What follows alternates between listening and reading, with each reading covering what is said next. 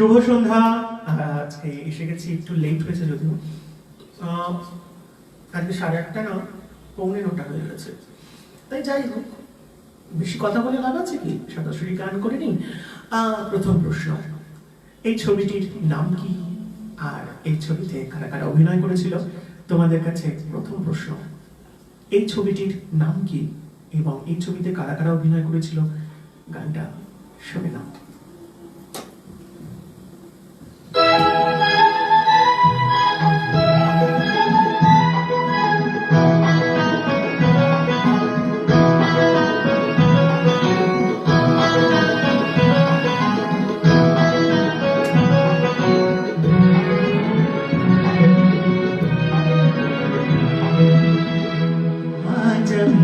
অচেনা যে পরিচয় হবে গানিটা, আজ আমি অচেনা যে পরিচয় হবে গানিটা। গান খানি যদি ভালো লাগে তবে রেখো প্রাণী, গান খানি যদি ভালো লাগে তবে রেখো প্রাণী। আজ আমি অচেনা যে পরিচয় হবে গানিটা, আজ আমি অচেনা যে পরিচয় হবে গানিটা।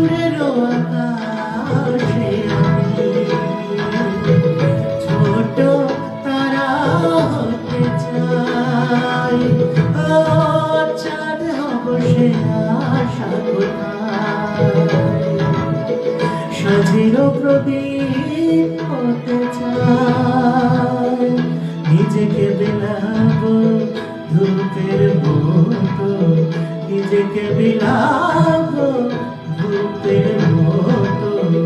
জানি না আর কিছু আমি ওগো প্রতিদানে, আজ আমি অচেনা যে পরিচয় হবে গানিটা। আজ আমি অচেনা যে পরিচয় হবে গানিটা।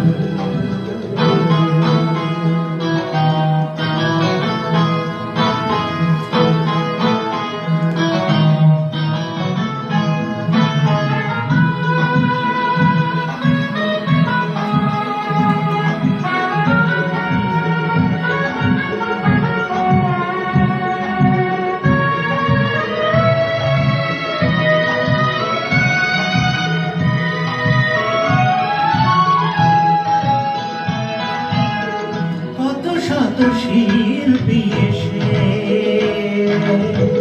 শুনিয়ে গেছে কত গান,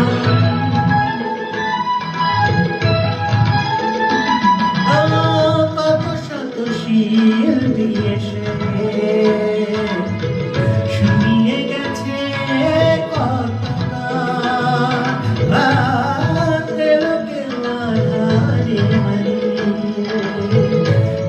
কেউ শিল্পীর সম্মান, আজকে এসেছি আশা নিয়ে আমি, আজকে এসেছি আশা নিয়ে আমি।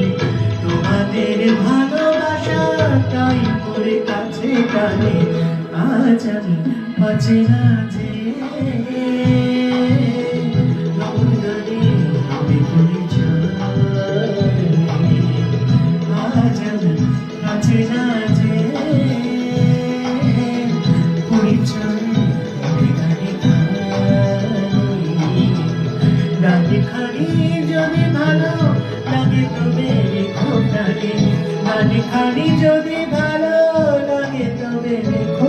রে আজ আমি অচেনা চেয়ে গানে গানে হবে পরিচয় আজ আমি অচেনা চেয়ে পরিচয় হবে গানে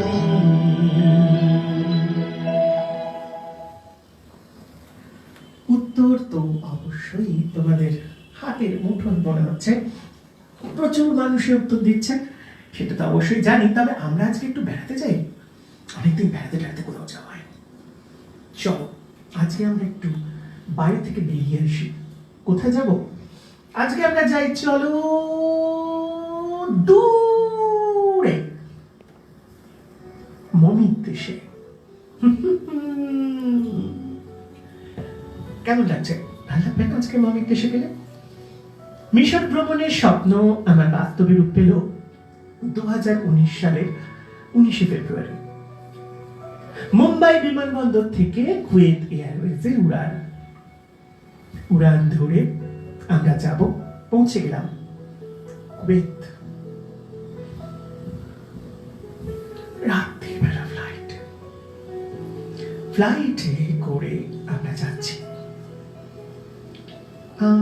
কুয়েতে যখন গিয়ে পৌঁছলাম তখন প্রায় ভোর ওদিকে তো সকাল হয়ে গেছে তখন সকাল 8টা সাড়ে 8টা বাজে 8টা সাড়ে 8টার পর আবার 1টার সময় আমাদের ফ্লাইট ছিল আরো 2 ঘন্টা আমরা অপেক্ষা করে 1টার সময় 2 ঘন্টা না অনেক বেশি অপেক্ষা করে 1টার সময় আমাদের ফ্লাইট ছাড়লো ইজিপশিয়ান ফ্লাইটে করে আমরা পৌঁছলাম মিশরের রাজধানী কায়রোতে তোমরা জানো এই যে কায়রো একজন রাজা ছিল যার রানী ছিলেন একজন হিন্দু আমাদের ইন্ডিয়ান এই ইন্ডিয়ান যদি পারো তো তোমরা সেই রাজার নামটা যদি জানো তাহলে অবশ্যই একটু আমাকে পাঠানোর চেষ্টা করো জাস্ট বিমানবন্দর থেকে বেরোনোর পরেই আমরা দেখলাম একটি মন্দির যে মন্দিরটি অসম্পূর্ণ রয়েছে এই অসম্পূর্ণ মন্দিরটি দেখে আমাদের মনে হলো যে এটি কার হতে পারে তারপরে আমরা আমাদের গাইডকে জিজ্ঞাসা করলাম আমাদের গাইড ছিল খুব বেশ রোমান্টিক এবং বেশ ইন্টারেস্টিং জাস্ট একটা এক্সাম্পল দিচ্ছি মানে যখন আমরা যাচ্ছি তার যখন কিছু বলার থাকতো হ্যালো হ্যালো হ্যালো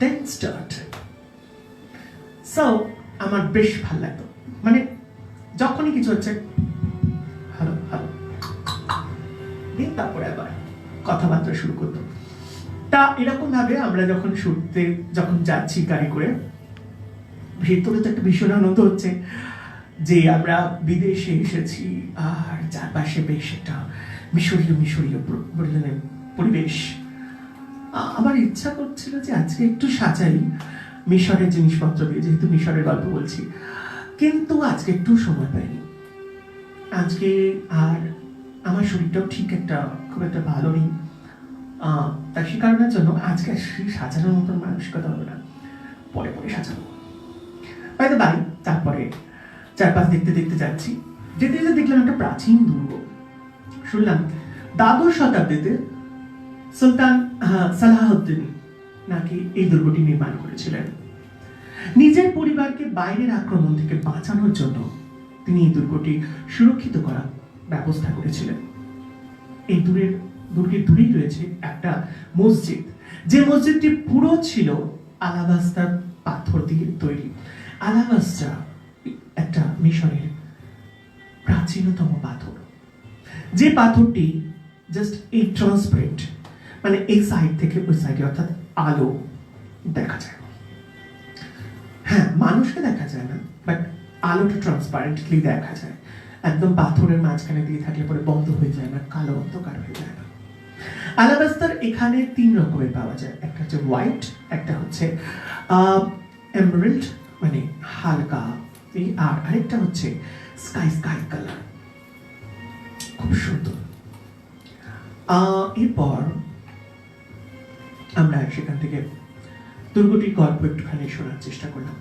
পুরো মসজিদটিও ছিল আলাওয়াস্তার পাথরে তৈরি। 19শ শতাব্দীতে মোহাম্মদ আলী পাশা এই সুন্দর মসজিদটি গঠন করেছিলেন। ভাবতে অবাক লেগেছিল যে দুর্গ ও মসজিদের সময়ের ফারাক প্রায় 700 বছর। তার মানে বুঝতে পারছ যে তখন কিন্তু এতটা মানে মানে মুসলিম শাসকরা তখন কিন্তু এতটা প্রাধান্য সেখানে পায়নি। মুসলিমরা অনেক পরে এখানে উঠে এসছে। প্রথমে যে গ্রিক সভ্যতাটা ছিল সেই গ্রিক সভ্যতাটা কিন্তু অনেক আগে। গ্রিকের মধ্যে 3টে জিনিস খুব বেশি প্রচলিত। একটা হচ্ছে আতর, ফার্স্ট। সেকেন্ড হচ্ছে যে এখানে একটা খুব ভালো জিনিস সেটা হচ্ছে নীলনদ।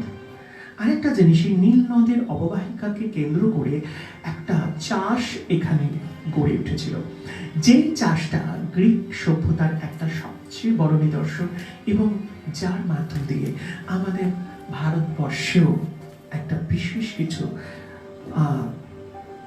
সংগ্রহ করা বা লিপিবদ্ধ করার ব্যবস্থা হয়েছিল।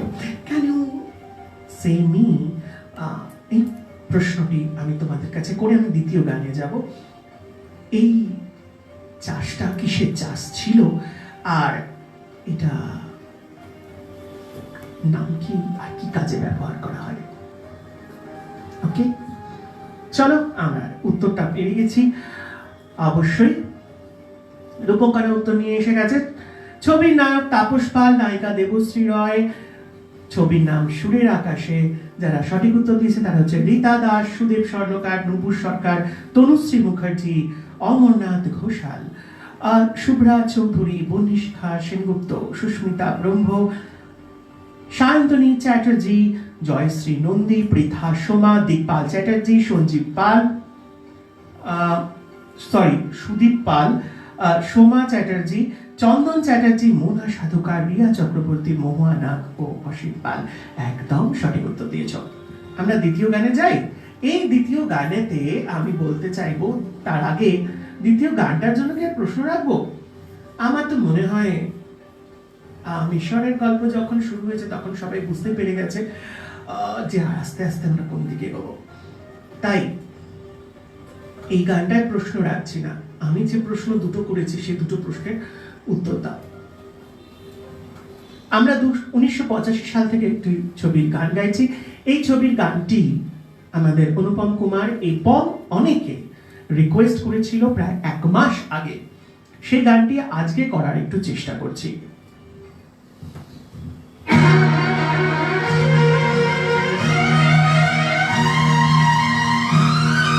আর এই গানটার জন্য রিকোয়েস্ট করেছিল রবীন্দ্র কুমার আর অনেকে, সেজন্য হঠাৎ হঠাৎ একটু করে মনে পড়ছে।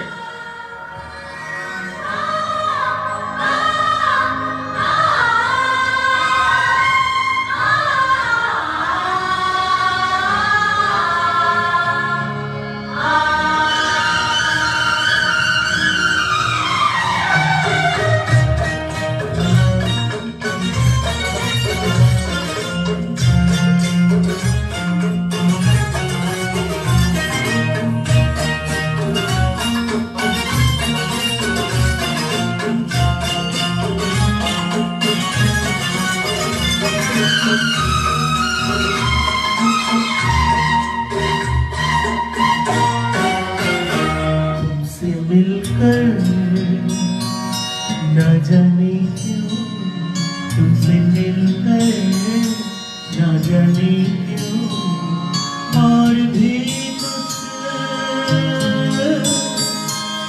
याद आता है, याद आता है तुमसे मिलकर, न जाने क्यों तुमसे मिलकर, न जाने क्यों और भी कुछ याद आता है, याद आता है। आज का अपना प्यार नहीं है, आज का अपना प्यार नहीं है, जन्मों का ये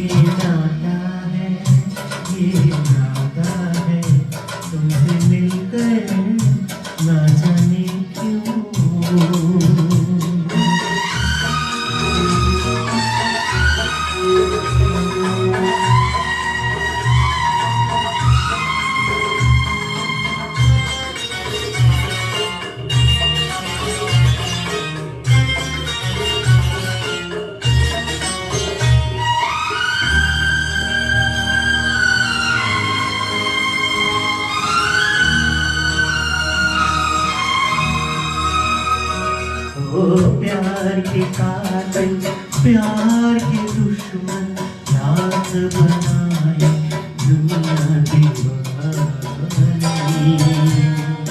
हो हमने वफा की राह न छोड़ी हमने तो अपनी हार न मानी उस मोड़ से भी हम गुजरे हैं जिस मोड़ पे सब रुक जाता है तुमसे मिलकर ना जाने क्यों तुमसे मिलकर ना जाने क्यों और भी कुछ याद आता है तुमसे मिलकर ना जाने क्यों तुमसे मिलकर ना जाने क्यों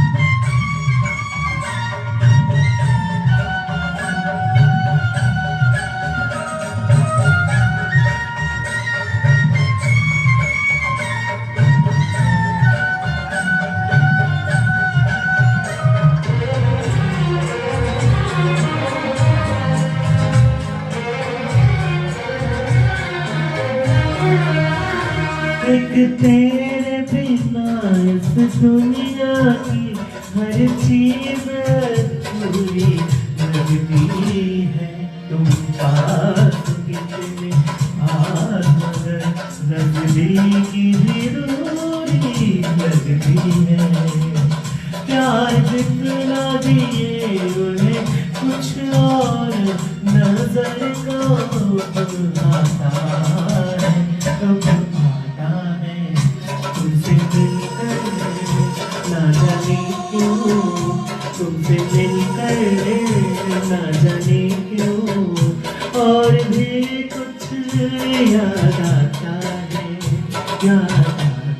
है तुमसे मिलकर ना जाने क्यों तुमसे मिलकर ना जाने क्यों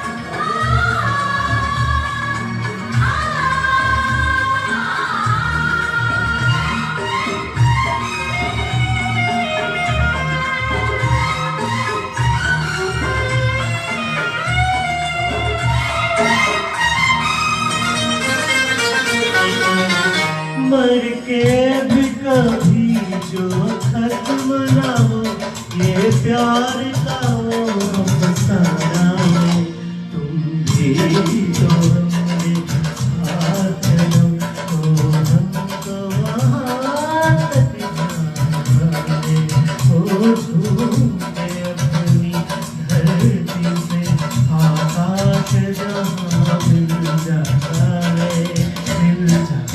है तुमसे मिलकर ना जाने क्यों तुमसे मिलकर ना जाने क्यों और भी कुछ याद आता है तुमसे मिलकर ना जाने क्यों तुमसे मिलकर ना जाने क्यों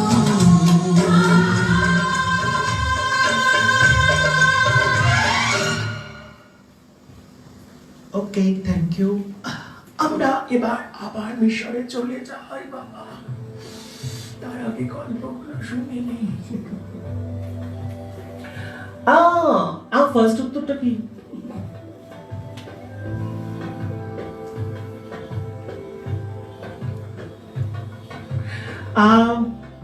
মারনিত একদম right answer queen of Merneith Cairo তার জন্য এইটা তৈরি করা হয়েছিল বাট কেউই সঠিক উত্তর দিতে পারেনি সরি ফার্স্ট অ্যান্সার এটা ছিল কেউই উত্তর দিতে পারেনি তবে সেকেন্ড উত্তরটার জন্য তো সব হামলে পড়ে লিখেছে যাকে সেটা হচ্ছে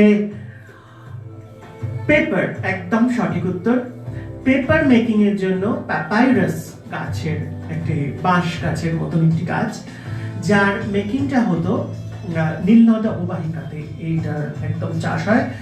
আর যারা সঠিক উত্তর দিয়েছে অনুরাধা বসু, তনুশ্রী মুখার্জি, পৃথা সোমা, দেবযানী মজুমদার, চন্দন চ্যাটার্জি, অভিজিৎ গুহরাজা, দেবাশিস মান্না, রমা চ্যাটার্জি, সঙ্গীতা ঘোষ, অমরনাথ ঘোষাল সরি, মোনা সাধুকা, ইন্দ্রাণী সরকার, প্রশান্ত নাথ, জয়শ্রী নন্দী, মহুয়া নাথ, ব্রততী ঘোষাল, অরুণাভ ঘোষ। আমাদের এই মিশরে প্যাপাইরাস পাতার প্রথম চল শুরু হয়েছিল, এবং এই প্যাপাইরাস পাতাকে তারা পুঁথি হিসেবে, পুঁথির কাজে অনেক সময় তারা অনেক রকমের বিষয় এতে লেখালেখি করত, অনেক ডিজাইন হতো, অনেক আর্কিটেকচার এর প্ল্যানও এই প্যাপাইরাস পাতার উপরে তাকে করা হতো। বাঁশ গাছের ছালকে সরু সরু করে তার আঁশ ছাড়িয়ে নিয়ে তাকে বয়েল করার পর তাকে একটা পেস্টিং করা হতো, একটার সঙ্গে একটা বাঁশ গাছের ছালকে সমান করে রেখে তার উপর প্রেসার দিয়ে সেটাকে ফ্ল্যাট করা হতো। আমার কাছে একটা এই মুহূর্তে প্যাপাইরাসের ওপরে আঁকা একটা ছবি আছে, তোমাদের কাছে দেখাচ্ছি, পরে অনেক বড় বড় জিনিস তোমাদের দেখাবো আস্তে আস্তে। এইটি হচ্ছে প্যাপাইরাস পাতার উপরে আঁকা একটি ছবি। আমি একটা পুরনো ছবি তোমাদের দেখাচ্ছি, আসল ছবিগুলো পরে দেখাবো বলে।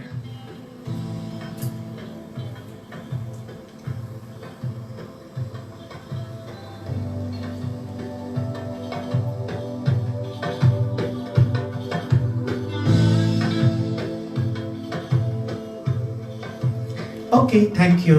হ্যারোগ্রাফিক এই যে লেখাগুলো, এগুলো তোমাদের হ্যারোগ্রাফিক লেখা, এই গ্রিক লেখাগুলো গ্রিক লেখার আওতায় পড়ে। আর এই গ্রিক লেখাগুলো আমাদের সঙ্গে এসেছে আর পুঁথি হিসেবে আমাদের অনেক জায়গায় এগুলোকে ব্যবহার করা হয়েছে। ওকে, থ্যাংক ইউ। আমরা ফিরে আসছি আবার গল্পের মধ্যে।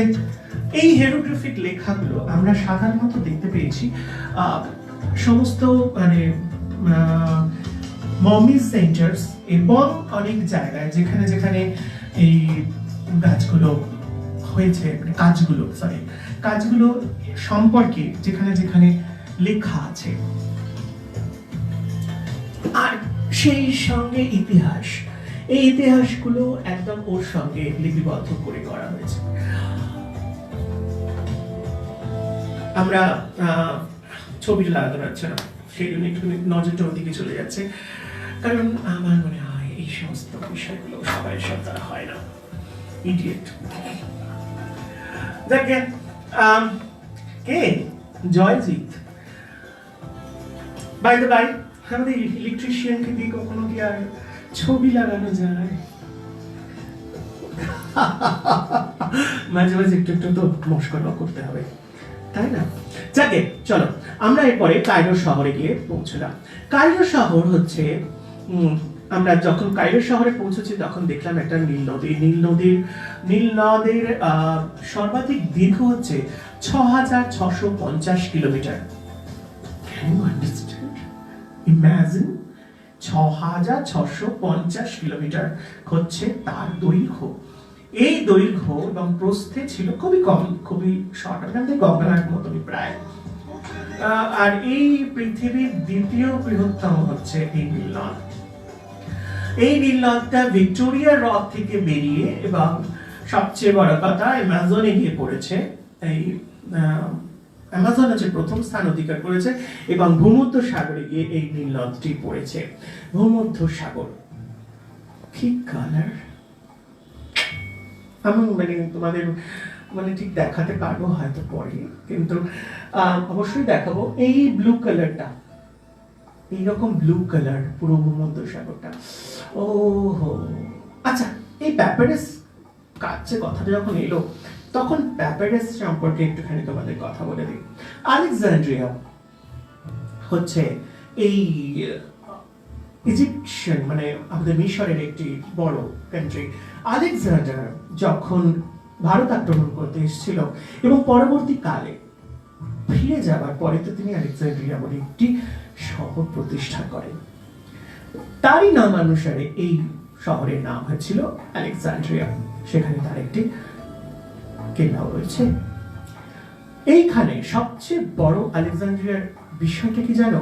আলেকজান্দ্রিয়ার সবচেয়ে বিষয়টি বড় হচ্ছে তার লাইব্রেরি। কখনো ভাবতে পারো সারা বিশ্বের যত পুঁথি আছে, যত কিছু আছে, সমস্ত কিছু আলেকজান্দ্রিয়া শহরের এই লাইব্রেরিতে আছে। সারা বিশ্বে যত ধরনের পুঁথি আছে, যত ধরনের নলেজ আছে, সবকিছু এই লাইব্রেরিতে পাওয়া যায়। কিভাবে সংগ্রহ হলো? ভূমধ্য সাগরে তখন এই লাইব্রেরি করার জন্য তারা একটা ফাঁদ পাতল। ভূমধ্য সাগরের মাঝখান দিয়ে, ভূমধ্য সাগরের চারপাশ দিয়ে বিভিন্ন জায়গায় বহু জাহাজ যাতায়াত করত। আর এই জাহাজে করে তখন দেশ পরিভ্রমণ করা এবং দেশের সম্বন্ধে ডেসক্রিপশন লেখার একটি বিশেষ কাজ এই লোকেরা তখন করত। এই ডেসক্রিপশন লেখার কাজগুলো যে যে জাহাজের মধ্যে করত, সেই সেই জাহাজ লুট করার জন্য পাইরেটার্সদের ঠিক করা হয়েছিল, অর্থাৎ যারা সমুদ্রের জলদস্যু হিসেবে কাজ করত। এই পাইরেটার্সরা সেই সমস্ত জাহাজগুলোকে লুট করত। লুট করত কি? না সোনা, না রূপ, না কোনো মুদ্রা, না কোনো বস্ত্র। তারা লুট করত কি? পুঁথি। এই পুঁথিগুলো লুট করে তারা নিয়ে আসত এবং পরবর্তীকালে তাদের জায়গার নাম হয়ে গেল লুটেরা, যেটা রাজার চোখে খুব খারাপ লাগলো যে আমরা চোর এটা প্রতিপন্ন হচ্ছে বা আমরা ডাকাত এটা প্রতিপন্ন হচ্ছে। অবশেষে তখন তারা একটা সিদ্ধান্ত নিল। তখন বিভিন্ন জায়গা থেকে, বহু দেশ থেকে ইন্টারপ্রেটার্সদের ডেকে নিয়ে আসা হলো। ইন্টারপ্রেটার্স অর্থাৎ ভাষা তত্ত্ববিদ, যারা একটা ভাষা থেকে, মানে ধরো আমি বাংলা ভাষা পড়ছি, আমি বাংলা ভাষা ছাড়া অন্য কিছু জানতে পারি না, তুমি ইংরেজি ভাষায় কথা বলছো, সেই ইংরেজি ভাষাটা শুনে বাংলা ভাষায় ট্রান্সলেট করে দিচ্ছে আমাকে, একে বলে ইন্টারপ্রেটার্স। এই ইন্টারপ্রেটার্স এর কাজ করত। তারা কি করত? তাদেরকে পয়সা দিয়ে রাখা হলো এবং কিছু কিছু লোকেদের সেখানে রাখা হলো। এরপর সেই সমুদ্রের যে যাত্রীগুলো ছিল তাদেরকে, যাত্রীবাহী যে বাস বলছে জাহাজ, যে সমস্ত সমুদ্রের মধ্যে দিয়ে যাতায়াত করছে, তাদেরকে লুট করে নিয়ে আসা হতো। তাদেরকে পথ ভুলিয়ে, তাদেরকে ধরে সেখানে নিয়ে এসে বন্দরে তাদেরকে নগর করা হতো। ইনফ্যাক্ট তাদেরকে কোনো রকম ভাবে অত্যাচার করা হতো না, আটকে রাখা হতো না, রাজার হালে তাদেরকে রাখা হতো। 5টা জিনিস তাদেরকে যথেষ্ট পরিমাণে সরবরাহ করা হতো। পঞ্চমকার, ডু ইউ নো? নতুন করে আমাকে বলতে হচ্ছে না। তাই এই সব কিছু তাদেরকে সরবরাহ করা হতো, এলাহি ভাবে তারা থাকতো। আর তাদেরকে যাওয়ার সময়ও কিছু পারিশ্রমিক হাতে দিয়ে দেওয়া হতো নাবিকদের। এরপর সেই যে পুঁথিগুলো জাহাজের মধ্যে আসতো, সেই পুঁথিগুলো তারা একদিনের মধ্যে টোটাল পুঁথিটাকে জাস্ট কপি করে ফেলতো তাদের ভাষাতে। ভাবতে পারছো? একদিনের মধ্যে, এক রাতের মধ্যে তারা টোটাল পুঁথিটাকে, মানে কোনো একটা দেশের টোটাল পুঁথিটাকে কপি করে ফেলতো। কপি করে অরিজিনাল কপিটা তাদের দিয়ে, যে কপিটা থেকে তারা বানালো সেই কপিটা তাদের হেফাজতে চলে আসতো এবং সেই রাজার, কোন রাজার গল্প, সেই গল্পগুলো এই লাইব্রেরিতে তখন রাখা হতো এবং তাদেরকে দিয়ে দেওয়া হতো। হঠাৎ এরকম আপ্যায়নের কারণ কি, সেটা সম্পর্কে অনেকেই অবগত ছিল না। হঠাৎ আমাদের এরকম আপ্যায়ন করছে, আমাদের এরকম করছে, তাই এইটা নাবিকদের কানে কানে কানে কানে আস্তে আস্তে স্প্রেড আপ করলো। তাই বেশিরভাগ লোকেরা পারিশ্রমিকের লোভে এবং পঞ্চমকারের লোভে সবাই, বেশিরভাগ লোক পাইরেটার্সদের হাতে নিজেদেরকে ধরা দেওয়ার প্রচেষ্টা করতো। ইনফ্যাক্ট পুঁথিগুলো তাদেরকে সরবরাহ করার জন্য প্রচেষ্টা করতো। এই পুঁথি সরবরাহ করার পর তারা সেখান থেকে এরকম কপি করে নিচ্ছে। কিন্তু চোরের ওপর বাটপাড়ি, চোর চোর চোর তো চোরই থাকে, সে কপি করুক, কপি করে পেস্ট করুক, অন্য জায়গায় রাখুক, চোর চোরই থাকে। তাই সেক্ষেত্রে চুরি হচ্ছে, তারা জানছে, সারা দেশের খবর তাদের কাছে চলে যাচ্ছে। বেশ সমস্যায় পড়ল। এই সময় আমাদের গ্রিক সভ্যতার মধ্যে আরেকজনের নাম খুব ভালো করে উঠে আসে। Do you know the name of the person? The name of the person is who? যে এই সময় এটাকে দারুণভাবে এস্টাবলিশ করেছিল। বলতে পারবে সেই ঐতিহাসিকের নাম কি? যে এইভাবে কালেকশন করত। একটু একটু মাথার উপর জোর দিয়ে আমি জানতে চাইবো তোমাদের কাছ থেকে, এই লোকটির নাম কি, যিনি এইভাবে কালেকশনস বাড়িয়েছিল এবং ওয়ার্ল্ডের নাম্বার 1 লাইব্রেরি হিসেবে নিজের পরিচয় লাভ করেছিল। ততক্ষণ পর্যন্ত একটা গান শুনি, তোমরা অবশ্যই সেটা ভাবনা চিন্তার মধ্যে রাখো আর অবশ্যই চেষ্টা করো যে একবার জানাতে। এই সঙ্গে চলো আরেকটা গল্প, আরেকটা প্রশ্ন তোমাদের দিকে ছড়িয়ে দিই, যেটা হচ্ছে আমি এখন যে ছবির গান গাইছি সেই ছবিটির নাম হচ্ছে লালকুঠি। এর ভিলেন কে ছিল যদি বলতে পারবো তাহলে হয়।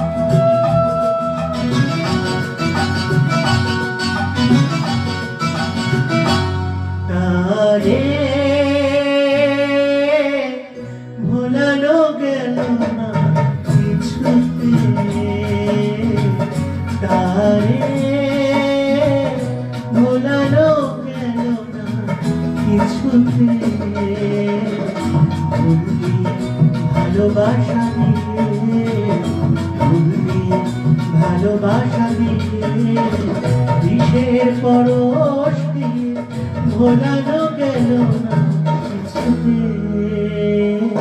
তারে ভোলানো গেল না কিছুতে, তারে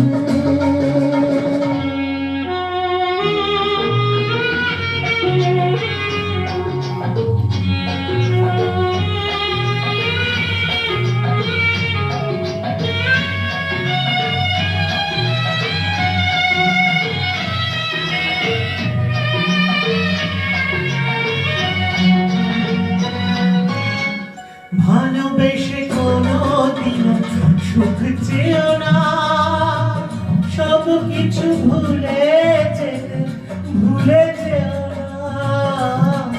ভালোবেসে কোনোদিন সুখ চেও না, সব কিছু ভুলে যেও না। ফিরিবার পথ নেই তবু আজ কেন মরে যাওয়া গেল না যে কিছুতে, তারে ভোলানো গেল না কিছুতে, তারে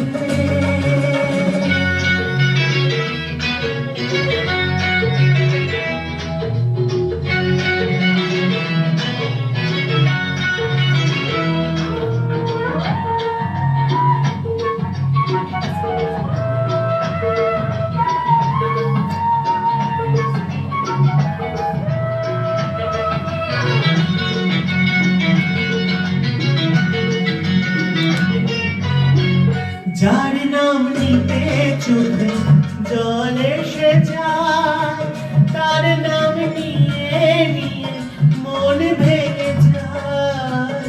যার নাম নিতে চোখে জল এসে যায়, তার নাম নিয়ে নিয়ে মন ভেঙে যায়। চোখ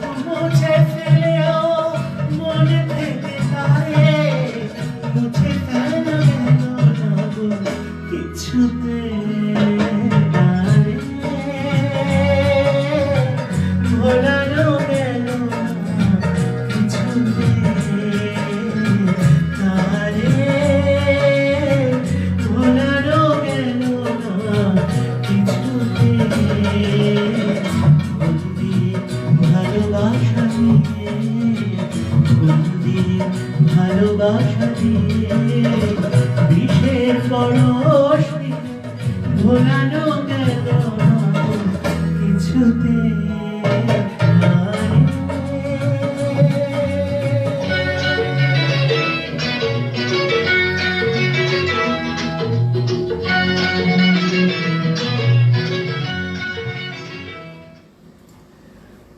ওকে, আমরা কিন্তু এসে গেছি মমির দেশে।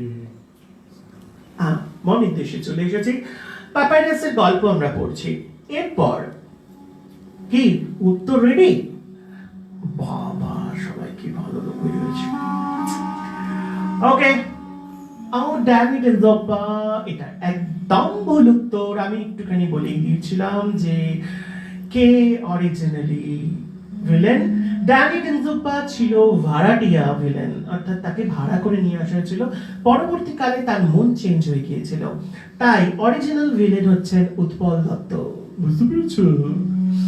ইন্দ্রাণী সরকার, সুস্মিতা ব্রহ্ম, মৌসুমী ব্যানার্জি, মহুয়া নাগ, শুভাশিস ব্যানার্জি, রবীন্দ্রনাথ কোনার, জয়শ্রী নন্দী, সুজিত কুমার চ্যাটার্জি, অনুপম মুখার্জি, অনুপম কুমার, সঞ্চিতা পাল, কস্তুরী মুখার্জি, মধুরিমা মিশ্র এবং তনুশ্রী মুখার্জি একদম ভুল অ্যান্সার দিয়েছো। Thank you very much.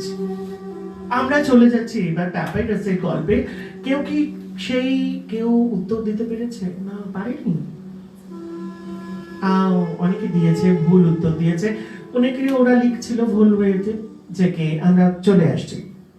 ইনি হলেন ঐতিহাসিক টলেমি। আমরা চট করে মনে পড়ে গেছে, পেটে এসেছে মুখে আসেনি, পেটে এসেছে মুখে আসেনি। Ptolemy Ptolemy Ptolemy Ptolemy 1, Ptolemy 2, Ptolemy 3, তিনটে ভারে এখানে এসেছিলেন। 3 বার কেন?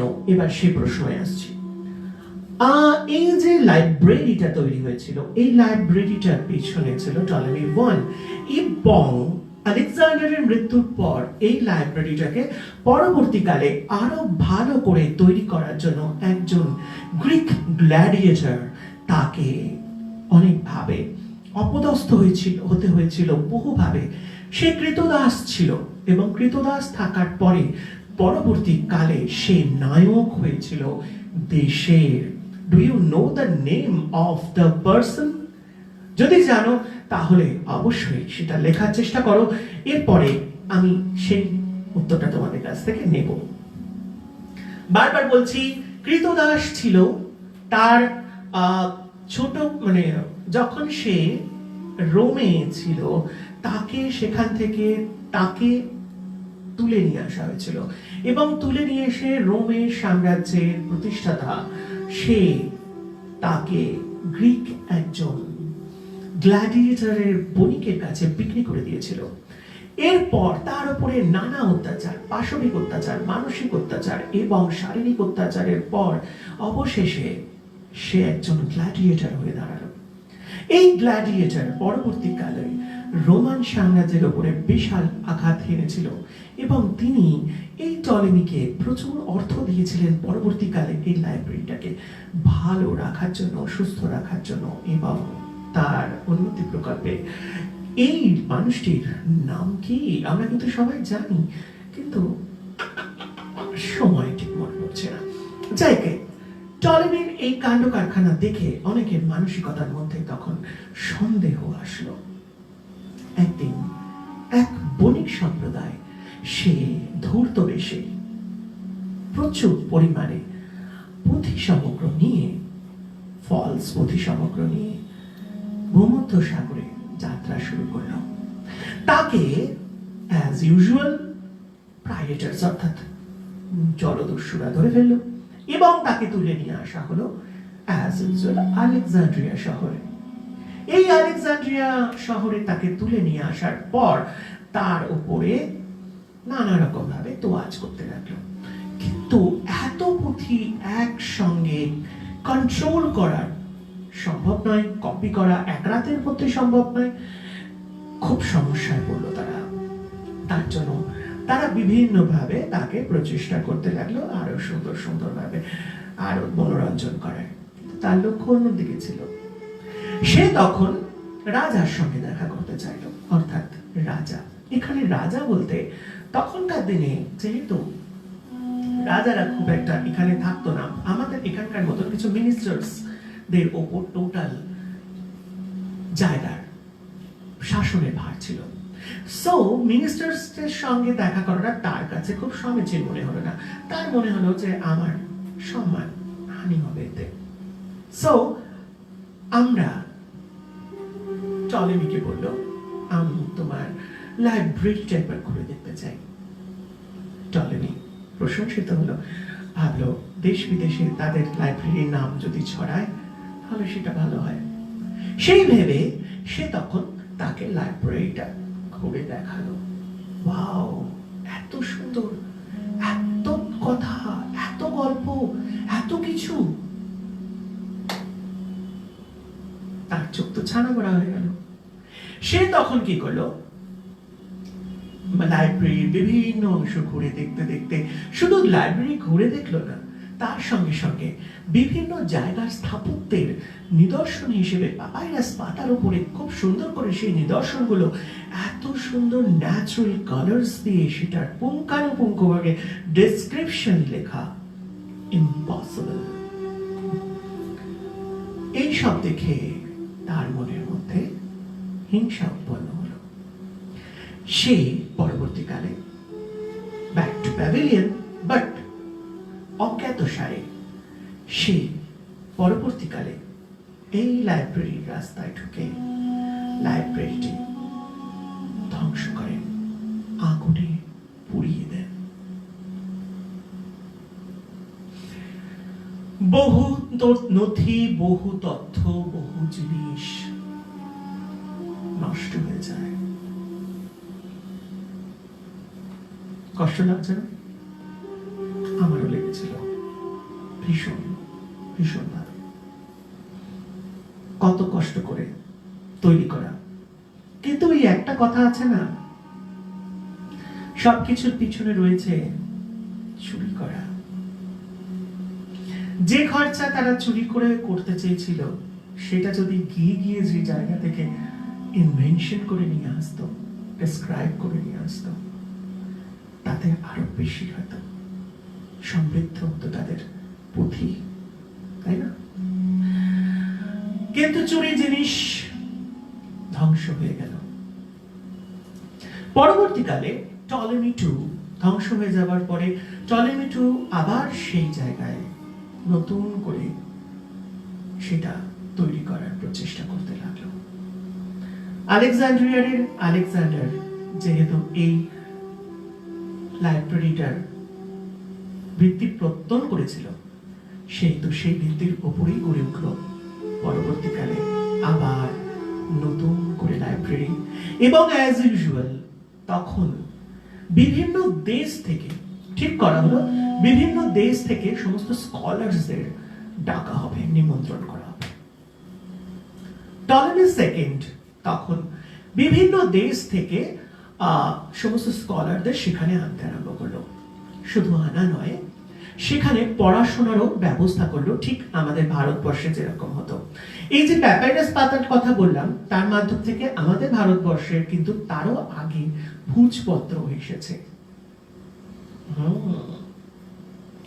All inventions are going from, but sorry, not going from, went from India. এই সভ্যতা কিন্তু অলরেডি আলেকজান্ডারের আগের সভ্যতা। বিভিন্ন জায়গা থেকে তখন এই ভূজপত্রের মধ্যে আমাদের প্রাচীন সমস্ত সভ্যতার ইতিহাসকে লেখা হতো, সংগৃহীত করা হতো। আমাদের সভ্যতা হচ্ছে সবচেয়ে প্রাচীন। পরবর্তীকালে সেই সভ্যতা, অর্থাৎ এই সভ্যতার থেকে যে সভ্যতা গ্রিক সভ্যতা বলা হয়, সেই সভ্যতা তারপরে এলো। এটিও কিন্তু প্রাচীন সভ্যতা। তবে ভারতীয় সভ্যতার মধ্যে যে সভ্যতা, অর্থাৎ রুচিশীলতা, বস্ত্র, এইসবের মধ্যে যে সভ্যতা এসছে, তখন কিন্তু গ্রিকের মধ্যেও কিন্তু সেই সভ্যতা আসেনি। তখন কিন্তু গ্রিকের মধ্যে এই সভ্যতার মধ্যে কিছু ডিফারেন্ট ছিল। আপার পোর্শনস, তাদের মহিলা পুরুষ সকলের অধিকাংশ বস্ত্র থাকতো না, লোয়ার পোর্শনে বস্ত্র থাকতো। তো সেই কারণের জন্য অধিকাংশ মহিলা তখন গ্রিকেতে মলেস্ট হতো এবং তাদেরকে অধিকাংশ ক্ষেত্রে একটা পণ্য হিসেবে ব্যবহার করা হতো। মহিলারাও কিন্তু পুরুষদেরও সেইভাবেই ব্যবহার করতেন, একাধিক পুরুষের সঙ্গে তাদের সম্পর্ক থাকত। তাই এই রকম সম্পর্কগুলো তখন একটা ডামাডোল মার্কা তৈরি হয়েছিল। ইনফ্যাক্ট কিছু কিছু মিনিস্টারদের বউরাও তারাও কিন্তু এরম ছিলেন। বাই দ্য বাই, আমাদের দেশে হলে গলা কেটে নিত, কিন্তু আমাদের দেশেও এরকম উদাহরণ কিন্তু অনেক আছে। চলো আমরা একটা গান শুনে নিই, এবং তার মধ্যে একটা প্রশ্ন তো আমি করেছি, সেই প্রশ্নের উত্তর এসেছে, এখনো আসছে। চলো গান শুনি, গান শুনতে শুনতে প্রশ্নের পুরো উত্তরটা এসে যাক, এই কামনা করি। লতা মঙ্গেশকরের একটা খুব সুন্দর গান, রাম লক্ষণ চৌধুরী।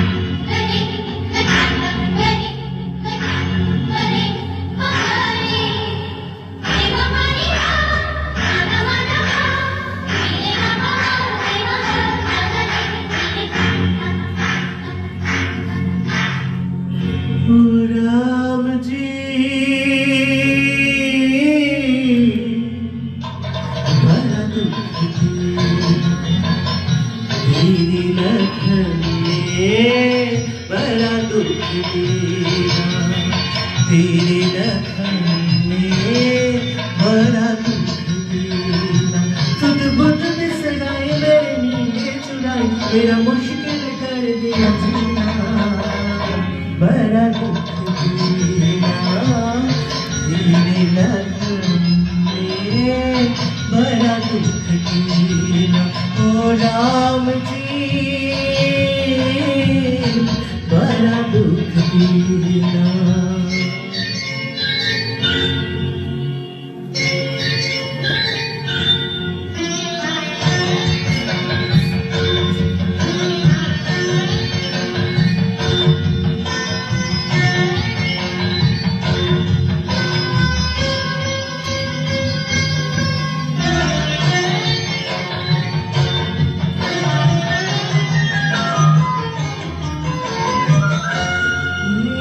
दीपक है मैं ज्योति हूँ, वो दीपक है मैं ज्योति हूँ, वो हंसता है मैं रोती हूँ,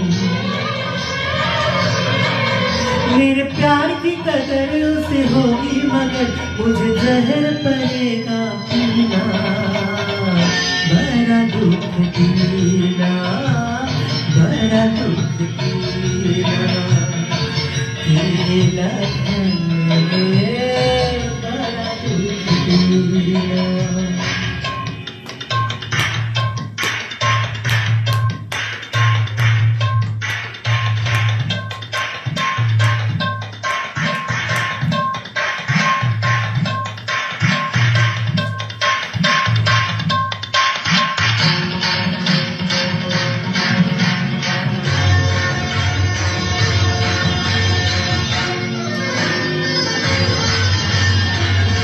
मेरी अखियाँ मेरे सपने, मेरी अखियाँ मेरे सपने, ले गया सब कुछ साथ अपने, ये जाने नी गोरी जाने काहे को छोड़ी चलिए ने सब कुछ छीना, बड़ा दुख दीना, बड़ा दुख दीना तेरे लगन में, बड़ा दुख दीना।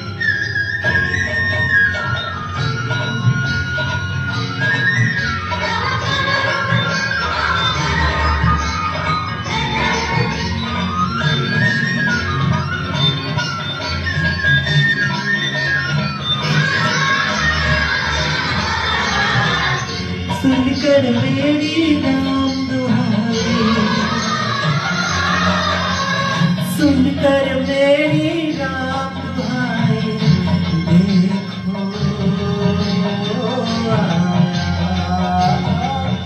हर जान निर्मोही ये कैसे जाने जानती ऐसे तो कर दी प्यार कभी ना बड़ा दुख दीना बड़ा दुख दीना तेरे लखन ने बड़ा दुख दीना। किस लखन की बात करती हो तुम? लखन ने मेरे लखन ने सजन ने मेरे सजन ने सजनों के सजन ने मेरे सजन ने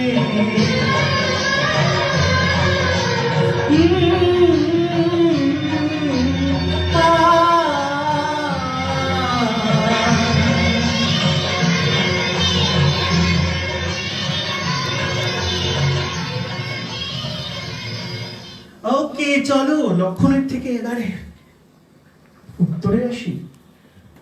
আর লক্ষণের উত্তর পাওয়া গেছে? আচ্ছা অনেকে দিয়েছে। চন্দ্রনী গাঙ্গুলি, তনুশ্রী মুখার্জি, দেবাশিস মান্না, রিমা রায় এবং রমা চ্যাটার্জি সঠিক উত্তর দিয়েছো তোমরা। Thank you very much. Spartacus is the right answer. চলো আমি জানি তোমাদের একটুখানি বলে দিয়েছিলাম গ্ল্যাডিয়েটরস এই ছিল। চলো এবারে সেকেন্ডারিলি সেই লাইব্রেরির আবার উদ্বোধন হলো এবং আবার ধ্বংস হলো। নেক্সট টাইমে লাইব্রেরি টলেমি থার্ড দ্বারা প্রতিষ্ঠিত হয় এবং পরবর্তীকালে সেই সমস্ত পুঁথিগুলোকে ধীরে ধীরে তখন পেপার তৈরি হয়ে গেছে, পেপারের মধ্যে আস্তে আস্তে ট্রান্সফার করতে শুরু করা হয়। ওকে চলো আমরা এবার কায়রোতে ফিরে আসি। কায়রোতে আমরা হোটেল পিরামিডে ছিলাম, কায়রো পিরামিড হোটেল। এই কায়রো পিরামিড হোটেলে থেকে আমরা নেক্সট সেই দিনকে সন্ধ্যেবেলায় আমরা গেলাম লাইট অ্যান্ড সাউন্ড শো দেখতে। এই লাইট অ্যান্ড সাউন্ড শোটা আমাদের গিজা বলে একটা জায়গা আছে, গিজাতে শুরু হয়েছিল। একটা তো উত্তেজনা ছিল পিরামিড সম্পর্কে জানার বা পিরামিড সম্পর্কে দেখার। এই পিরামিড সম্পর্কে জানার বা দেখার সামনে যখন পিরামিডের সামনে এসে উপস্থিত হলাম তখন তো সত্যি মনের মধ্যে একটা হলচল চল রাহা থা ভাই, ये कैसा है। সত্যি আমরা তখন সন্ধ্যেবেলায় পিরামিডের সামনে বসে যখন আমরা কাফু আমরা তুতেনখামেন এনাদের গল্প শুনছি তখন আমাদের ভেতরটা একটা বেশ প্যালপিটেশন চলছে। কাফু হচ্ছে একজন এমন মানুষ যিনি ছিলেন রাজা এবং তিনি চল একটু গল্প শুনবে তো নাকি? এই শুনবে তো সবাই? একটু দেখ তো সবাই কি বলছেন, গল্পে শুনবে কিনা শুনবে না কি আমি চলে যাবো পাশ কাটিয়ে নদী অববাহিকা দিয়ে কি শুনবে কিনা শুনবে সেটা একটু তোমরা ডিসাইড করো। আমি ততক্ষণ একটা গান সেরে নিই।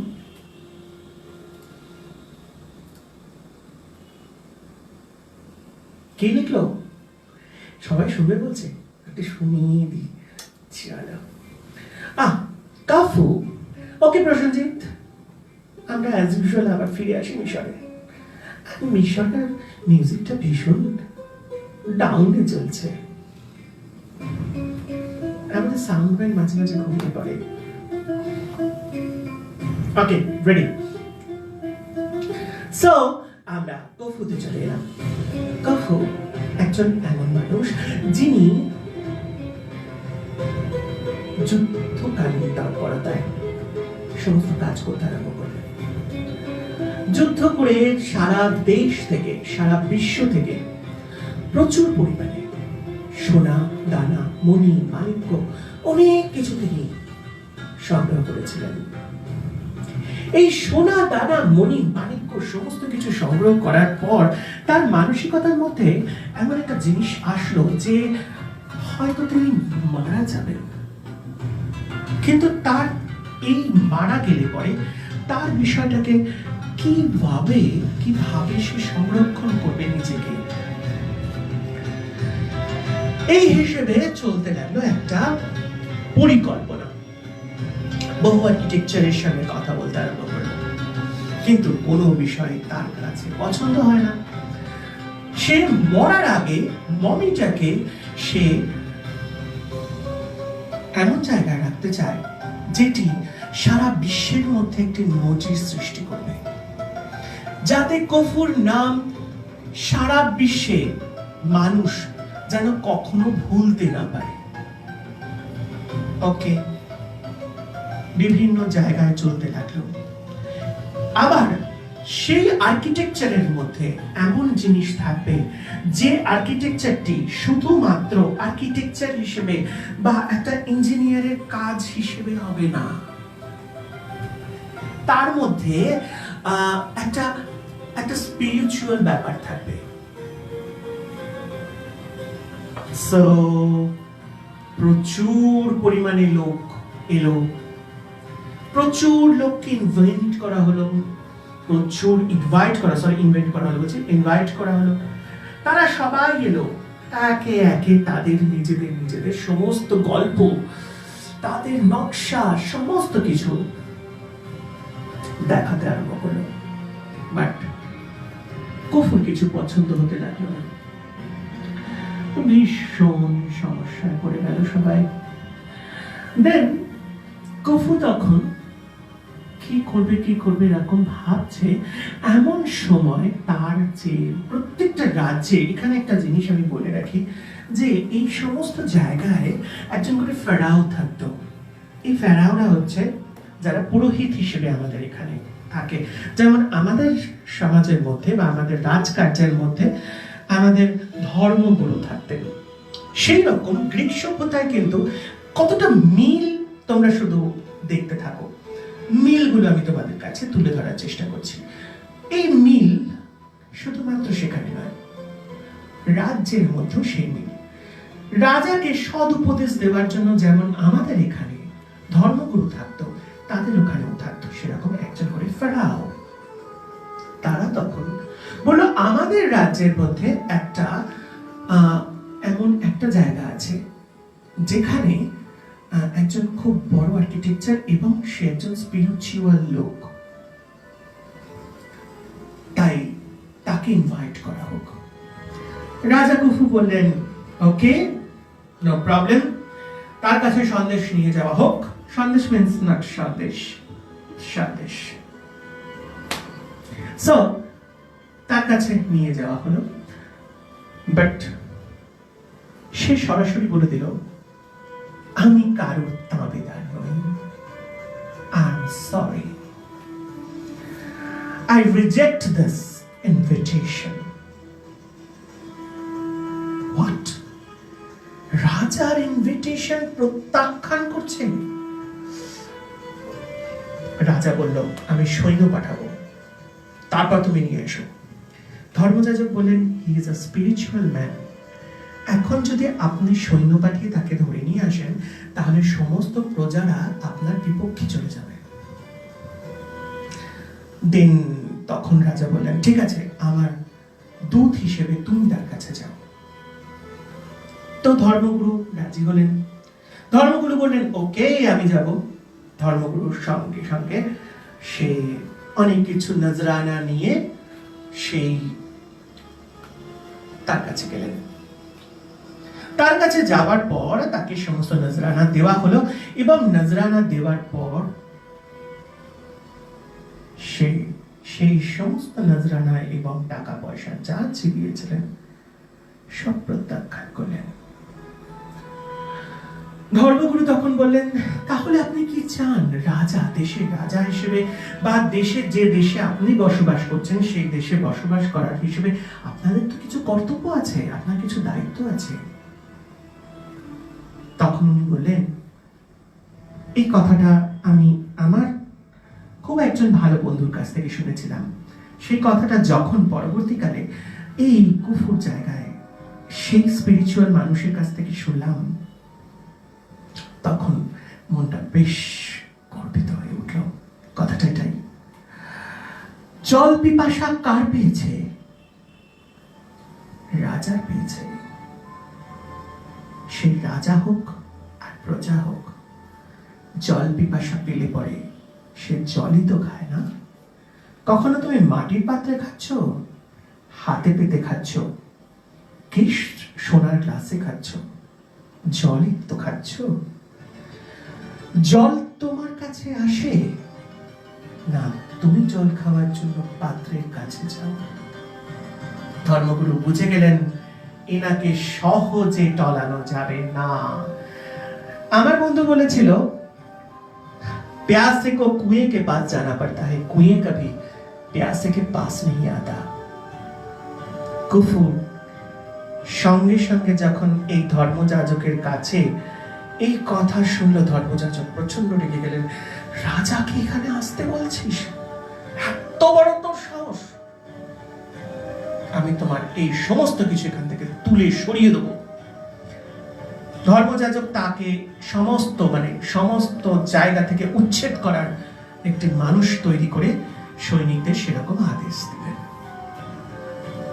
সৈনিকরা যথারীতি তার সমস্ত বাসভবন এবং সমস্ত কিছু ভাঙচুর করতে শুরু করে দিল। কথাটা পরবর্তীকালে কুফুর কানে গিয়ে পৌঁছল। কুফু কথাটা শুনে আপ্লুত হয়ে পড়ল এবং তার মাথার মধ্যে তখন এলো, হি ইজ দ্য ম্যান। এই একমাত্র পারবে এই বিষয়টিকে উত্থাপন করতে।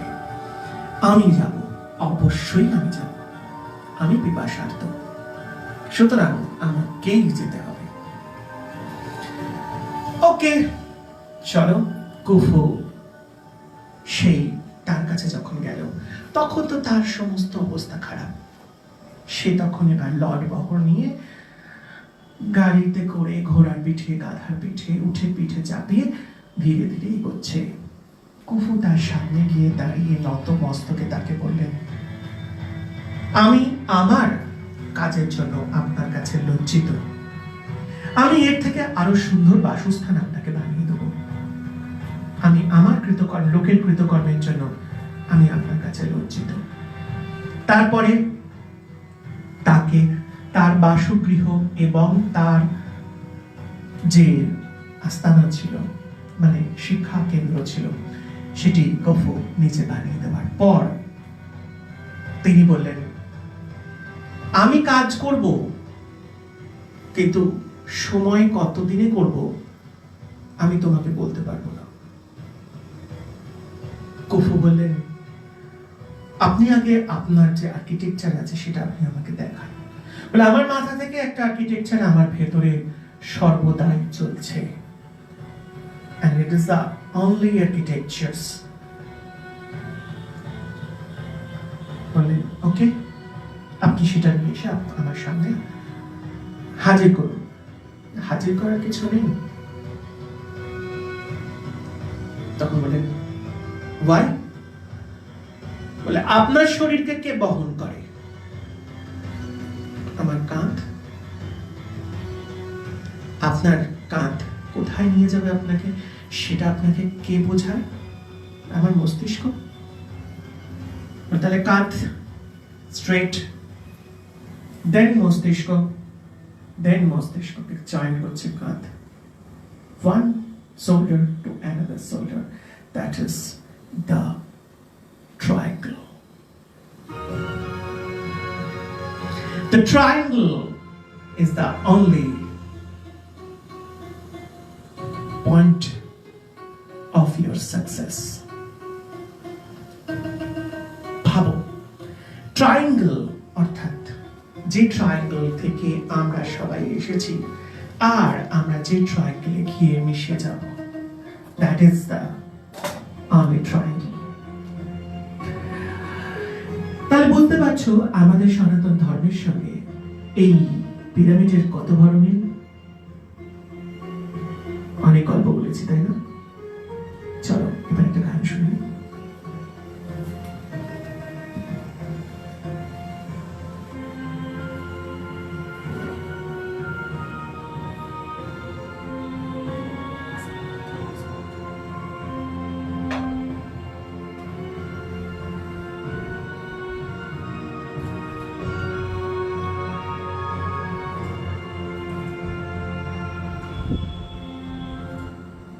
আমি এখন যে গানটি গাইছি এই গানটিতে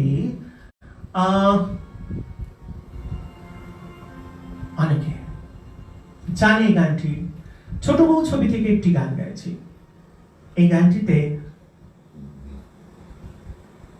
যিনি নায়িকা ছিলেন, একটা ছোট বউ ছিলেন, তার নাম কি? আর এখানেতে আমরা এখনকার একজন নায়ককে দেখতে পাই যে ছোট্টবেলায় ছিল। ছোট্ট মানুষটির এখন বড় বয়সে শুধুমাত্র নায়ক নয়, নেতাও বটে। কেন বলতে পারবে তার নামটা কি? আমি তো হরলিক্স চেটে চেটে খাই।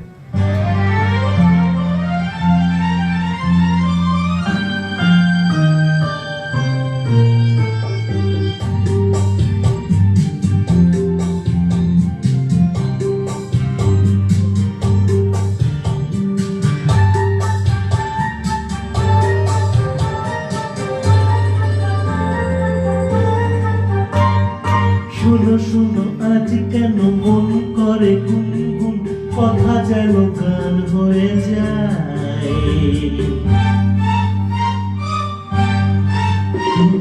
শোনো শোনো আজ কেন মন করে গুনগুন, কথা যেন গান হয়ে যায়।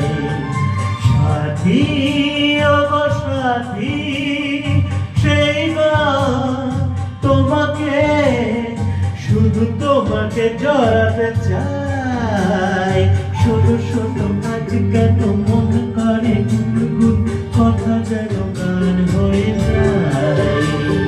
সাথী ওগো সাথী, সেই গান তোমাকে, শুধু তোমাকে জড়াতে চাই। শোনো শোনো আজ কেন মন করে গুনগুন, কথা যেন গান হয়ে যায়।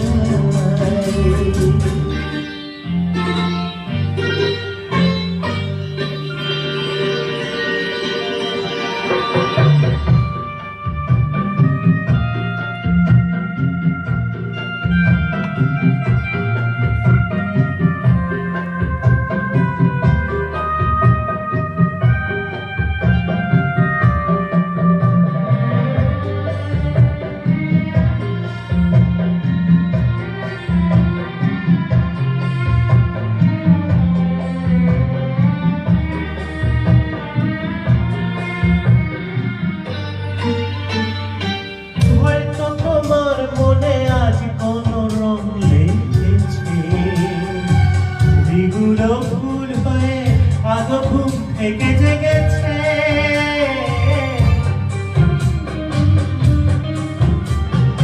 হয়তো তোমার মনে আজ কোনো রং লেগেছে, এগুলো ভুল হয়ে আদৌ ঘুম থেকে জেগেছে।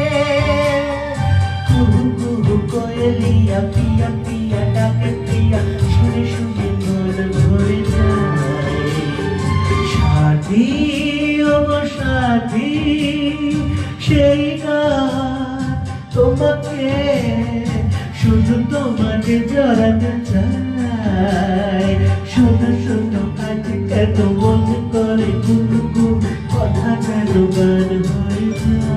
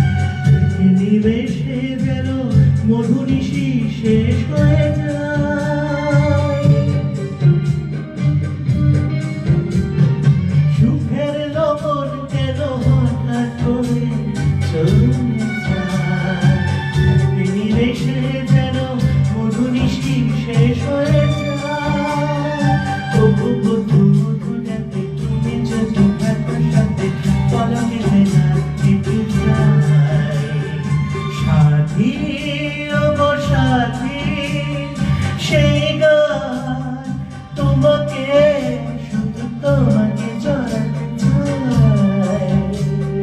সুন্দর সুন্দর কাছে কেন মনে করে গুনগুন, কথা যেন গান হয়ে যায়।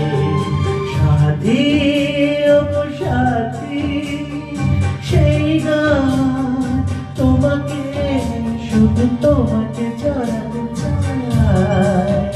শোনো শোনো কাছে কেন মনে করে গুনগুন, কথা যেন গান হয়ে যায়।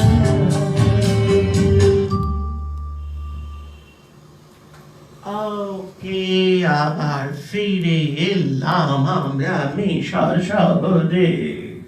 চলো, এরপর অবশেষে সেই ত্রিভুজ আকৃতি, এমন ভাবে ত্রিভুজটি তৈরি করা হলো যেটি সব দিক থেকে, অর্থাৎ চার দিক থেকে, চারটে দিক, অর্থাৎ পূর্ব পশ্চিম উত্তর দক্ষিণ সব দিক থেকে যাতে সমান লাগে।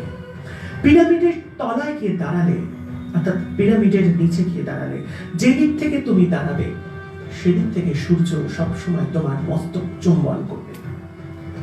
সান ডিস্ক, আমরা সাধারণত এই সান ডিস্ক আমরা সবসময় দেখি মিশরীয় যে কোনো বিষয়ে, অর্থাৎ যার পিছনে একটা গোল রাউন্ড একটা বলয়ের মতন। আমাদের ঈশ্বরের পিছন দিকেও কি সান ডিস্কটা নেই? থাকে না একটা সাদা আলোর জ্যোতি? বুঝতে পারছো কতটা মিল? চলো কফুর জায়গায় এবার ফিরে আসি। প্রায় 80 খ্রিস্টপূর্ব 2560 সালে এই কাজটি শেষ হয়েছিল। তার ঠিক অর্থাৎ 2560 থেকে একটু 20 বছর তুমি সামনের দিকে এগিয়ে এসো, অর্থাৎ 2540 সালে এই পিরামিডের কাজ শুরু হয়েছিল। অবশ্যই বিসি মানে অন্য কিছু ভেবো না, খ্রিস্টপূর্ব। হ্যাঁ, খ্রিস্টপূর্ব 2540 সালে এই কাজ শুরু হয়েছিল। 20 বছর লেগেছিল এই কাজটি তৈরি করতে। আর সবচেয়ে বড় কথা, এক একটি স্টোন যেগুলো তৈরি হয়েছিল প্রত্যেকটি এক একটা আয়তকার এবং বর্গাকার স্টোন। এই চতুর্বর্গ বিশিষ্ট স্টোন গুলোকে এক একটি সিঁড়ির ধাপের মতন করে সাজিয়ে সাজিয়ে এই পিরামিডটা তৈরি হয়েছিল। দেন তখন কুফু বলল যে আমার স্থানটা কোথায়? প্রত্যেকটা জায়গায়, যে কোনো জায়গায় আমরা যখন যাই তখন বুঝতে পারি যে, যেমন ধরো আমরা বুদ্ধিস্ট টেম্পলে যদি যাই, তাহলে বুদ্ধিস্ট টেম্পলে গেলে বা বুদ্ধিস্ট স্তূপে গেলে পরে কি দেখি যে সেই স্তূপের নিচের দিকে আমরা অস্থি কলসটা রাখা থাকে, তারপরে আমরা মাটি দিয়ে সেটাকে উঁচু করে দিই। ওকে, একটা মানুষকে কবর দিয়ে দিই। সেম অ্যাজ এটা যদি কবরখানা হিসেবে ধরা হয়, বা এটা যদি একটা পিরামিডকে সেই হিসেবে ধরা হয়, তাহলে তুমি ভুল ধরছো। তখন তিনি বললেন কুফুকে যে আপনার তো বটমে নয়। যখন আমরা বটমে আসছি তখন আমরা জন্মাচ্ছি, যখন আমরা ওপরে যাচ্ছি তাহলে তখন আমরা মৃত্যুতে যাচ্ছি, তাহলে মৃত্যুর পর আমরা ওপরেই যাব। তিনি বুঝতে পারলেন না। তারপরে আর্কিটেকচার যখন তাকে বোঝালো, ইটস আ ভেরি অ্যামেজিং। কোন জায়গায় পিরামিডের মধ্যে এমন কোন স্ট্রাকচারস থাকবে না, থাকবে অনেক ঘর। যে ঘরগুলোর মধ্যে থাকবে এক ধরনের পোকা, যে পোকা মানুষকে অনায়াসে খেয়ে ফেলতে পারে, যেটাকে বলে শোষক। শোষক ধরনের এক ধরনের পোকা মিশরের এবং আমাদের থর অঞ্চলের মরুভূমিতে এগুলোকে দেখতে পাওয়া যায়। মিশর যেহেতু মরুভূমি শহর, সেই পোকাগুলোকে তারা সংগ্রহ করে আনলো, যেখানেতে যদি কোনো রকম ভাবে এই পিরামিডে অ্যাটাক হয় তাহলে পিরামিডে ঢোকার সঙ্গে সঙ্গে এই শোষক ধরনের পোকাগুলি তাদেরকে খেয়ে নেবে, কোনো সৈন্য লাগবে না। সেই ভয়ে আমরা সাধারণত এই ধরনের পোকা আমরা মামি বলে যে সিনেমাটি আছে সেটা তাতে দেখেছি। দেন তারপরে কন্টিনিউয়াসলি একটি স্ট্রেট ওয়েজ উঠে যাবে উপর দিকে, যেটি মূল কক্ষের সঙ্গে দড়ি হিসেবে লাগানো থাকবে এবং এই দড়ি ধরে ধরে ধরে ধরে সবাই উপরে উঠবে, উঠে মেন কক্ষে পৌঁছবে। মেন কক্ষে যেটি থাকবে সেটিতে একটি কফিন থাকবে, যে কফিনটি টোটালি গ্রানাইট পাথরে তৈরি হবে এবং এই কক্ষের মধ্যে বাইরে থেকে যাতে কোনো হাওয়া না ঢুকতে পারে, যাতে মমির কোনো ক্ষতি না হয়। এই ওপরে এমন ভাবে পলেস্তারা দেওয়া হবে যে পলেস্তারাটা অ্যালাবাস্টার, চুন এবং আরো কিছু কিছু কেমিক্যালস আছে, যে সমস্ত কেমিক্যালস দিয়ে তার মাথার উপরে একটি পরত করা হবে, যে পরতটি এত পরিমাণ সূর্যের প্রখর তাপেও ভেতরটি থাকবে এসির মতন ঠান্ডা। এইভাবে শুরু হয়েছিল কাজ, যা শেষ হয়েছিল 2560 খ্রিস্টপূর্বে। পিরামিডটি ছিল 481 ফুট লম্বা। এই পিরামিডটির নাম আছে একটি। এই 481 ফুট লম্বা পিরামিডটির নাম কি, এবার সেটি লিখে ফেলো। পরে আমরা অবশ্যই আসছি অন্য আরেকটি বিষয়।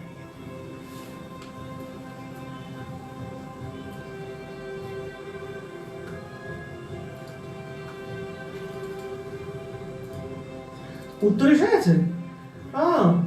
চলো তাহলে উত্তর যখন এসে গেছে, উত্তরটা আগের মানে আগের গান শোনো আজকে মন করে বলুন, তাই তো? Debika Mukherjee is the right answer এবং Soham Chakraborty is the right answer.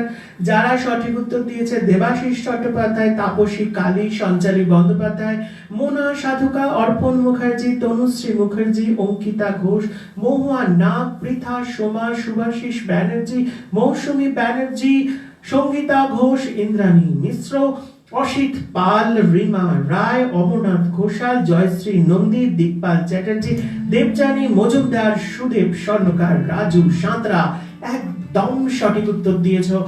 চলো এবার তোমাদের ভালোবাসার একটি গান শুনিয়ে দিই। কে কে সিঙ্গার আর সিনেমার নাম ওম শান্তি ওম। হু ইজ দ্য লিরিসিস্ট অবশ্যই তোমাদের জানাতে হবে এবং এই ছবির ডিরেক্টর কে।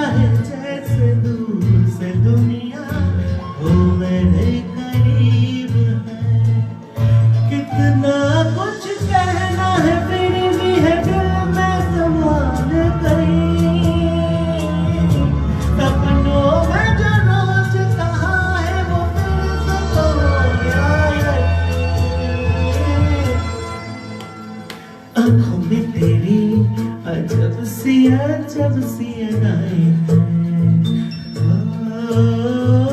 आंखों में तेरी जब सी अदाएं हैं, दिल को भरा दे जो बदन में सांसें ये तेरी वो हवाएं हैं।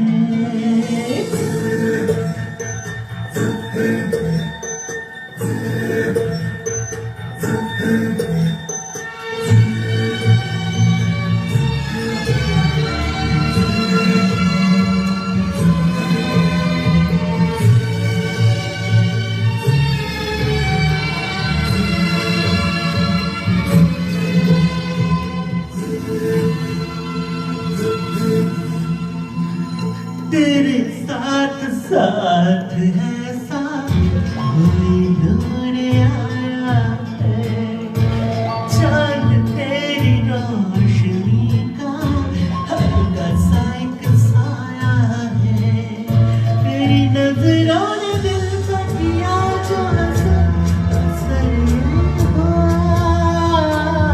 अब इन महनूम के हो जाऊंगा यही मैं। आंखों में तेरी जब सी अदाएं हैं, आंखों में तेरी जब सी अदाएं हैं, दिल को भरा दे जो पलंग सांसें ये तेरी वो हवाएं हैं।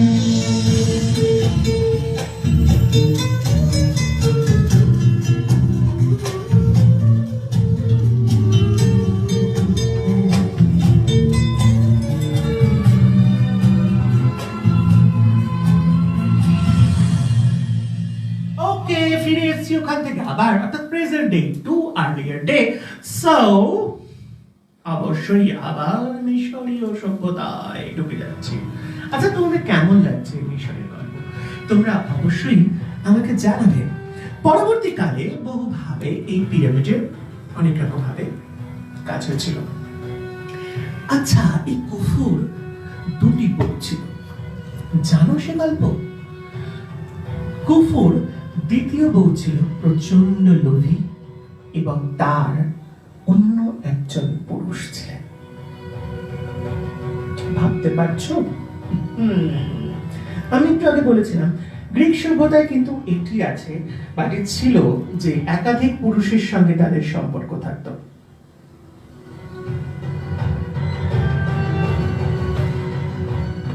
কুফুর দ্বিতীয় স্ত্রী কুফুর মৃত্যুর পর কুফুকে মারা হয়েছিল, এটা হত্যা করা হয়েছিল। এটাও কিন্তু সঠিক উত্তর, এই মানে সঠিক তথ্য আর কি। কুফুকে হত্যা করা হয়েছিল এবং তারই স্ত্রী এই হত্যার পিছনে ষড়যন্ত্র করেছিল। তার প্রথম স্ত্রী থেকে কুফুর একটি সন্তান ছিল। সেই ছোট্ট 10 বছরের সন্তানকেও বিষধর সাপের বিষ তার শরীরে প্রবেশ করিয়ে সেই ছোট্ট সন্তানটিকেও মেরে ফেলা হয়েছিল শুধু অর্থের লোভের কারণে। আর এই অর্থের লোভের কারণে দ্বিতীয় স্ত্রী তাকে হত্যা করেছিল। সে চেয়েছিল রানী হবে। বহু বিতর্কিত বিষয়টি, কিন্তু আমি তোমাদের কাছে এটি প্রকাশ করার প্রচেষ্টা করছি। বিতর্কিত বিষয় অবশ্যই এই যে পিরামিডটি, এই যে মেইন পিরামিড, এই মেইন পিরামিডে যখন এই যিনি আর কি মেইন হোতা ছিলেন, তার নাম পরে বলবো আমি তোমাদের কাছে, তিনি যে মেইন হোতা ছিলেন, যিনি এই পিরামিডের পরিকল্পনা করেছিলেন, তিনি সেই বিষয়টি বুঝতে পারেন এবং ধর্মযাজককে অর্থাৎ ফারাওকে এই বিষয়টি অবশ্যই দেন, বলেন। তো ফারাও তো হতচকিত হয়ে পড়েন এবং পরবর্তীকালে তিনি বুঝতে পারেন এটা রানীর কার্যকলাপ। ছোট রানী কুফুর মৃত্যুর পর অ্যাজ ইউজুয়াল সেই পিরামিডের মধ্যে টপ অফ দ্য স্ট্রাকচারে ঢুকবে তার সঙ্গে প্রচুর ধনরত্ন সবকিছু নিয়ে বড় বড় সোনার বিরাট কেসের মধ্যে করে কুফুর ষড়যাত্রা চলছে। এই ষড়যাত্রা বা মরযাত্রার মধ্যে রানী চাইল যা যা জিনিসপত্র তার মধ্যে ঢোকানো হচ্ছে সেইগুলোর সন্ধান সে জেনে নেবে এবং পরবর্তীকালে সে সেগুলো লুট করবে। কিন্তু তার মনোবাসনা অবশ্যই সবাই জেনে গেছিল। সেই কারণের জন্য রানীকে একটি কক্ষের মধ্যে ঢুকিয়ে তাকে বালি চাপা দিয়ে মেরে ফেলা হয় প্রতিশোধের আগুনে। এরপর কি হলো সেটা আবার আগামীকালের গল্পের মধ্যে আসবো। তবে আগামীকাল আমি আসছি না, আমি আসছি 3 তারিখ রাখি পূর্ণিমার দিন। আগামীকাল আমরা একটু ছুটি উপভোগ করি। আর তোমাদের কাছে একটি প্রশ্ন চেয়েছিলাম, তার উত্তর এসে হাজির হয়ে গেছে। এবার সেই উত্তরের আশায় the great pyramid of Giza is the right answer. যারা যারা এটা দিয়েছে, ইন্দ্রাণী সরকার, দেবাশিস চট্টোপাধ্যায়, তনুশ্রী মুখার্জি, অঙ্কিতা ঘোষ, সুশান্ত ভট্টাচার্য, দেবযানী মজুমদার, সুস্মিতা ব্রহ্ম, রিমা রয়, মৌমিতা মুখার্জি, সঙ্গীতা ঘোষ, অভিজিৎ গুহরাজা, চন্দ্রানী গাঙ্গুলি, পৃথা সোমা, দেবাশিস, দেবশ্রী মণ্ডল, সায়ন্তনী চ্যাটার্জি, মোনা সাধুকা, সুজিত কুমার চ্যাটার্জি, নূপুর সরকার, নন্দিতা সিদ্ধান্ত, কস্তুরী মুখার্জি রাইট আনসার দিয়েছো। এই গ্রেট পিরামিডকে জুড়ে আরো 3টি পিরামিড রয়েছে।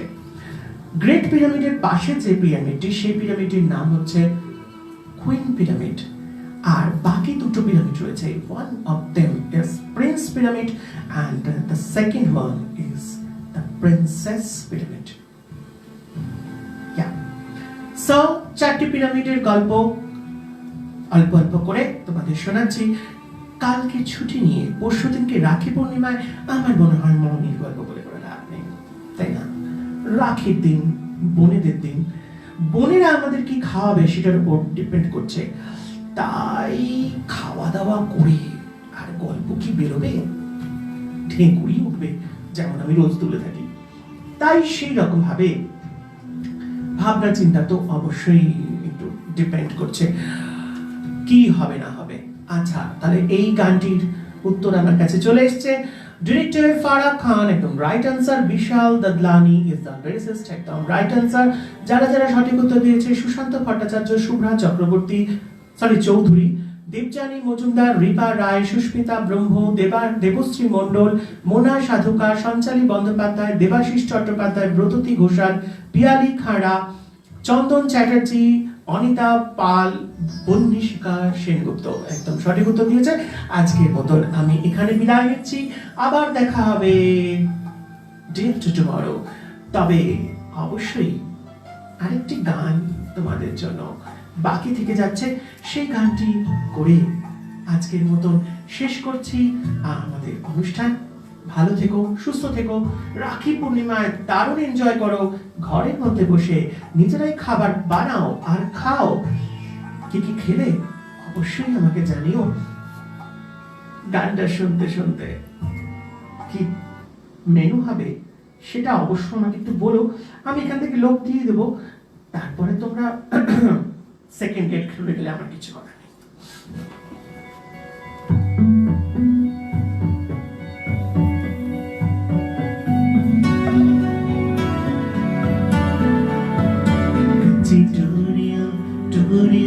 डोरियों से मैंने तो बांध ले, पक्की यारियों होने तेरा फासले। एक नाराजगी कागजी सारी तेरी, मेरी सोनिया सुन ले मेरी दिल दिया गल्ला। करांगे नाल बैठे हक नाल हक तो मिला, दिलिया गल्ला करांगे रोज रोज बैठे सच्चियां मोहब्बत निभा।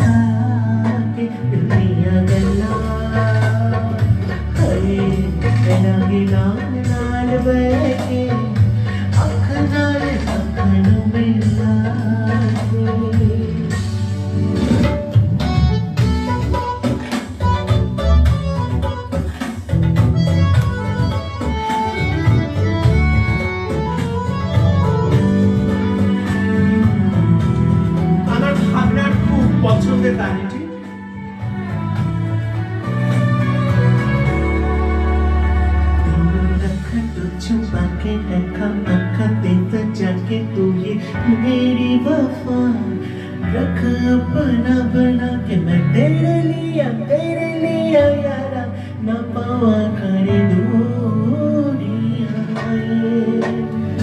तू रखा तो छुपा के रखा आँखों पे सजा के तू है मेरी वफा रख अपना बना के मैं तेरे लिया यारा न पावा करे दूरियां मैं जाने हाँ तेरा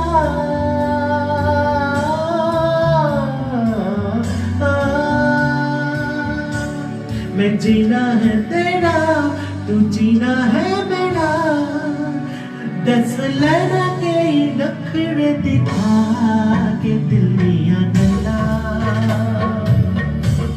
करांगे नाल बैठे अख नाल अख नू मिला के दिल दिया गला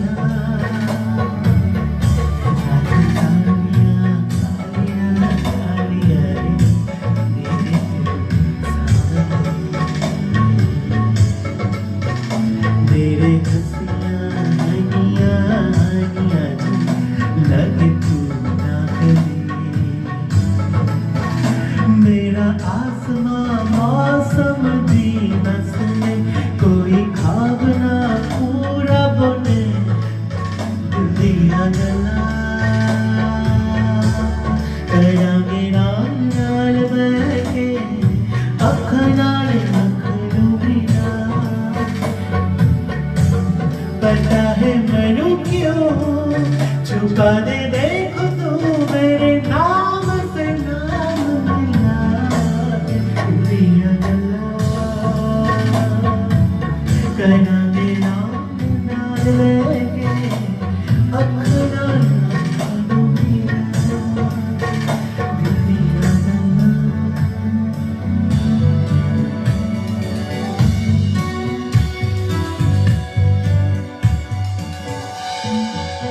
ওকে আমাদের প্রোগ্রাম তোমাদের কেমন লাগলো অবশ্যই তোমরা জানিও আমার মনে হয় ভালো লেগেছে আবার দেখা হবে পরশুদিন তোমাদের সঙ্গে রাখি পূর্ণিমার আগাম শুভেচ্ছা তোমাদের কাছে ভালো থেকো সুস্থ থেকো আর সবাইকে ভালো রাখার প্রচেষ্টা করো থ্যাংক ইউ ভেরি মাচ আজকের গল্প এখানে শেষ করি আজকের মতন শুভরাত্রি ও টাটা বাই বাই করে আমিও বিদায় নিচ্ছি